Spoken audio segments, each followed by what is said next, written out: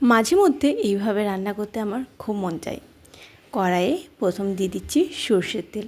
তেলটাকে বেশ ধোঁয়া ওঠা গরম করে দিয়ে দিলাম 5 ফোড়ন, শুকনো লঙ্কা ও তেজপাতা।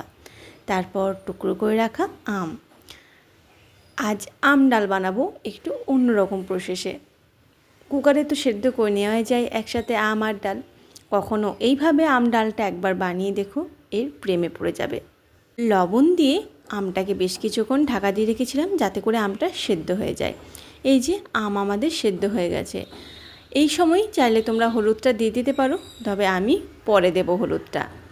খুন্তির সাহায্যে একটু আমটা ভেঙে নিলাম জাস্ট। এরপর এই দেখো আমি ডাল সেদ্ধ করে রেখেছিলাম। যখন ভাত করছিলাম তখনই ডাল সেদ্ধর মধ্যে আমি ডালটা সেদ্ধ দিয়ে দিয়েছিলাম, সেদ্ধ হয়ে গেছে। এবার একটা চামচের সাহায্যে সব ডালটা বের করে নিয়েছি। এই তেলের উপরেই আমের সাথে ডালটাকে একটু কষে নেব। হালকা এপিট-ওপিট নাড়াচাড়া করে নেওয়ার পর দিয়ে দিচ্ছি পরিমাণ মতন জল। তুমি ডালটা যতটা পাতলা খেতে চাও বা মোটা খেতে চাও ঠিক সেই রকম পরিমাণে জলটা দেবে। আর আম ডাল একটু পাতলা পাতলা হলে বেশ ভালো লাগে, এই বিশেষ করে এই ডালটা।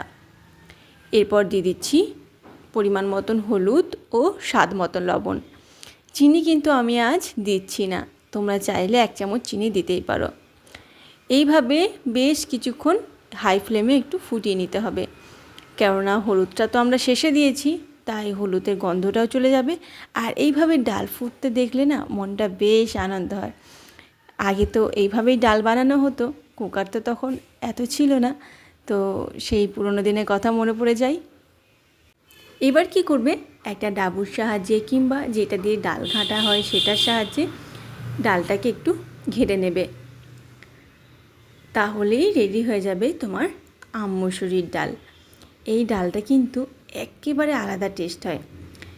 যারা একদম টক টক খেতে চাও তারা এইভাবে বানিও, অতুলনীয় এর স্বাদ, গন্ধ।